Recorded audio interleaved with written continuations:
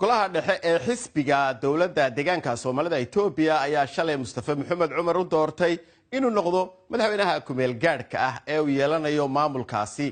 waxa uu xilka kala wareegayaa madaxweynihii hore Axmed Cabdi oo dhawaan xilkaasi kumeel gaadh ah isna loogu doortay. madaxweynaha cusub ayaa hore uga tirsaneen xisbiga dowladda deegaanka. sababta keentay in qof aan hore xubin uga ahayn xisbiga loogu doortay inuu noqdo siihayaha jagada madaxweynaha ayaa maamulka deegaanka ayaa madaxweynihii hore uu ku sheegay waxa laga fogaanayaa buuri inuu burbur ku yimaado xisbiga. haddaba madaxweynaha cusub waa nin caynkee ah. waxaan goor dhaweed kula hadlay Bashiir Yuusuf Faarax oo jaamacadda Maastricht University ee Netherlands ka tirsan khadka Skype-ka waxaanu madaxweynaha hore la soo shaqeeyay. Cumar waa nin aqoon-yahana leh waayo aragnimo iyo maaragtay aqoon kala duwan oo khibrad iyo waayo isugu jirta maxaan dhahdaa dawladeed iyo mid hayadeedba. waa nin jecel afkaar kala duwan in danta ummadda lagu eego siyaabo kala duwan looga hadlo.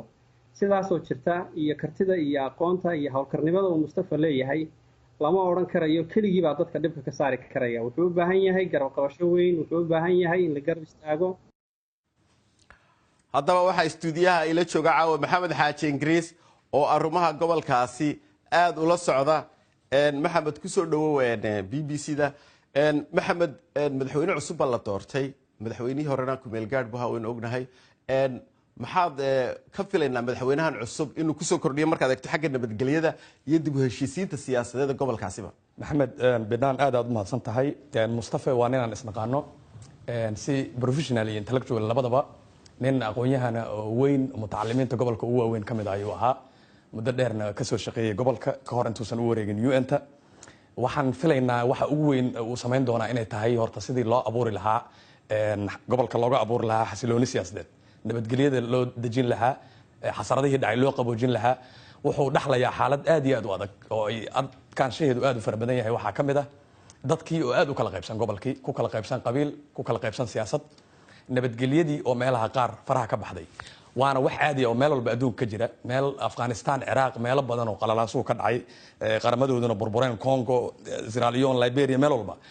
meel xukun dictator ah oo kaliya taliya ah oo dadka caburinaya uu ka jiro. mar allaala markuu meesha ka baxo waxaa luma sharciga kala dambeyntii. waan gartay maxamed Xaaji Ingiriis waad ogtahay imka durtaba tallaabooyin buu maalintii horeysay qaaday.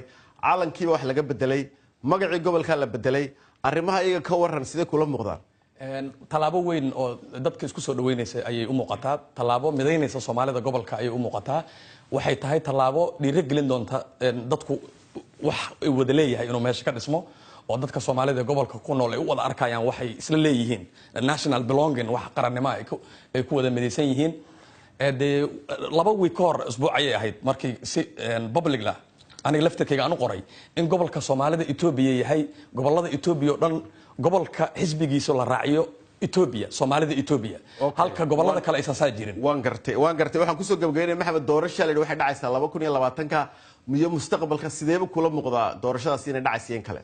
doorashada dhacaysa waxay ka dhacaysaa gobolada Itoobiya oo dhan, wax gobolka kaliya saameyn ku leh ma aha. waxay qayb ka tahay dadaalada iyo isbedelada uu la yimi ra'iisul wasaaraha cusub Dr. Abiy Ahmed. taas ayaa gobolkuna la jaan qaadi doona.